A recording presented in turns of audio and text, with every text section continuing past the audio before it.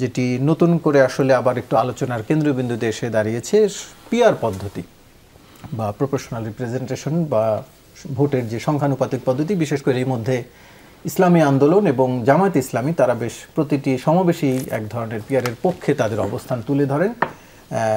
ফলে ভোটের মাঠে এক ধরনের বা রাজনীতির মাঠে নতুন করে আলোচনা এরই মধ্যে বা দলগুলোর মধ্যে বিভক্তি দেখা যাচ্ছে এই পিআর পদ্ধতি নিয়ে। সেটি নিয়ে একটু জানতে চাই। ডক্টর আসিফ মোহাম্মদ শাহান, একটু আপনাকে দিয়ে শুরু করছি। শুরুতে একটু যেহেতু এটি একেবারেই নতুন একটি পদ্ধতি, আমাদের দেশের মানুষ এই পদ্ধতিতে অভ্যস্ত নয়, ভোট কখনো দেননি, ফলে একটু আপনার কাছে পিআর পদ্ধতি সম্পর্কে জানতে চাই, আসলে এটি জটিল নাকি সহজ? আচ্ছা, ধন্যবাদ। বেসিক্যালি আমরা যেটাকে প্রপোর্শনাল রিপ্রেজেন্টেশন বলছি, এই প্রপোর্শনাল রিপ্রেজেন্টেশনটা বিভিন্নভাবে বা বিভিন্ন ফরম্যাটে অ্যাপ্লাই করা যায়। একটা তো হচ্ছে কি আমরা যেটা নিয়ে আলোচনা করছি এটাকে মোরলেস আমরা ক্লোজ লিস্ট বা ওপেন লিস্ট পিআর ওই ফ্রেমওয়ার্কে রাখি। মানে ব্যাপারটা হচ্ছে এরকম যে একটা রাজনৈতিক দল সে হচ্ছে কি সংসদের আসন সংখ্যা ডিপেন্ড করবে হচ্ছে কি তারা মোট যে পরিমাণ ভোট পাচ্ছেন সেই ভোটের পার্সেন্টেজ হিসেবে। একটা রাজনৈতিক দল যদি হচ্ছে গিয়ে লেটস 48% ভোট পান সাধারণ নির্বাচনে, মানে এইখানে সেই ভোটের অনুসারে তার সিট নির্ধারিত হবে। এখন এইখানে বিভিন্ন ধরনের মেকানিজম ইউজ করা হয়। ওপেন লিস্ট বা ক্লোজ লিস্টের ব্যাপারটা হচ্ছে, ক্লোজ লিস্টে আগে থেকেই প্রত্যেকটা রাজনৈতিক দল তাদের দলীয় প্রার্থী যদি 100 আসন বিশিষ্ট হয় তাহলে হচ্ছে কি তারা যদি নির্বাচনে যেতেন তাহলে এই 100 আসনে কারা কারা বসবেন সেটা একটা তালিকা থাকে। পরে তারা যে পরিমাণ জিতলেন সেখান থেকে হচ্ছে গিয়ে তারা সিলেক্ট করেন, সেইটা একটা। আবার এই ক্ষেত্রে আমরা যখন এই কনস্টিটিউয়েন্সি ডিস্ট্রিবিউশন দেখি, এই ডিস্ট্রিবিউশনের ক্ষেত্রেও বিভিন্ন ধরনের প্রক্রিয়া থাকে। যে অনেক জায়গায় হচ্ছে গিয়ে যেই হচ্ছে গিয়ে দল আছে সেখানে হচ্ছে ডিস্ট্রিক্ট ওয়াইজ, মানে ধরা যাক হচ্ছে গিয়ে আমরা হয়তো 64টা ভাগে বাংলাদেশকে ভাগ করলাম, তাহলে প্রত্যেকটা ডিস্ট্রিক্ট অনুযায়ী একটা সিটের ডিস্ট্রিবিউশন করে ওই ডিস্ট্রিক্টের ভেতরে আপনার হচ্ছে গিয়ে যেই রাজনৈতিক দল যত বেশি ভোট পাবে সেই অনুযায়ী আমি ডিস্ট্রিক্ট করে ভোটার ডিস্ট্রিবিউট করলাম, এইটা একটা হতে পারে। বাট আমার মনে হয় আমরা যেটা নিয়ে আলাপ আলোচনা করছি সেটা এই ডিস্ট্রিক্ট ওরিয়েন্টেড না, এটা হচ্ছে গিয়ে মোরলেস পুরো দেশ হচ্ছে একটা কনস্টিটুয়েন্সি।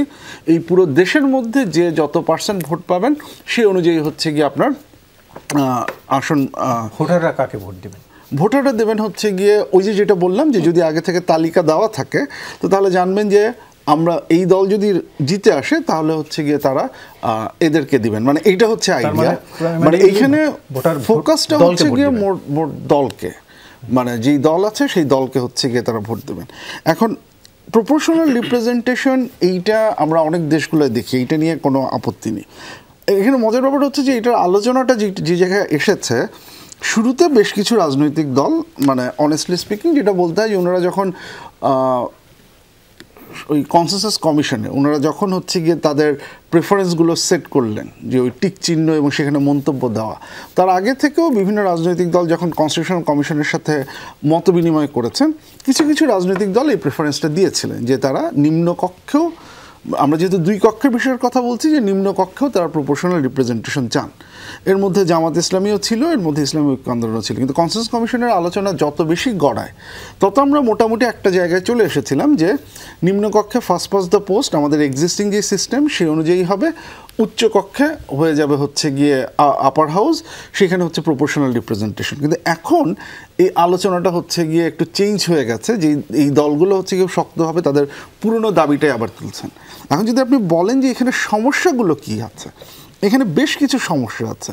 সমস্যাগুলো যদি হচ্ছে গিয়ে আমি নিম্নকক্ষে, আমি ব্যক্তিগতভাবে উচ্চকক্ষে এখনও প্রপোর্শনাল রিপ্রেজেন্টেশনের পক্ষে, কিন্তু নিম্নকক্ষে যদি আমি হচ্ছে গিয়ে দেই যেখানে আপনি দলকে ভোট দিচ্ছেন বা দলের উপরে আপনি চাপিয়ে দিচ্ছেন যে দল নির্ধারণ করবে যে কে যাবেন, তাহলে যে প্রশ্নটা চলে আসে, আপনি 300টা ভাগেই ভাগ করেন বা যে ভাগেই ভাগ করেন, ওই এলাকার জনসাধারণ তার কনস্টিটিউয়েন্সি সার্ভিসের জন্য কার কাছে যাবে, তার কনস্টিটিউয়েন্সির যেই প্রয়োজনগুলো সেটার জন্য আসলে সে কার কাছে যাবে, এইটা খুব পরিষ্কার থাকে না। এটা একটা বড় ধরনের সমস্যা। এবং আমাদের মতো একটা রাষ্ট্রে যেখানে আমরা এখন একটা ডিসেন্ট্রালাইজড লোকাল গভর্নমেন্ট সিস্টেম তৈরি করতে পারিনি, স্থানীয় সরকারগুলোকে আমরা স্বায়ত্তশাসন দিতে পারিনি, আমাদের ইউনিয়ন পরিষদ, উপজেলা পরিষদ এই জায়গাগুলোতে হচ্ছে গিয়ে স্বাধীনভাবে রাজস্ব আহরণ করা বা সেটাকে প্ল্যানিং করা, প্রজেক্ট ইমপ্লিমেন্ট করা, এই ধরনের কোনো ক্ষমতা যখন আমরা দিতে পারিনি, আমাদের যখন এখনও ডিপেন্ড করতে হয় সেন্ট্রালের উপরে, সেখানে জনগণকে একদম টোটালি ডিটাচ করে ফেলা একটা বড় ধরনের সমস্যা তৈরি করে।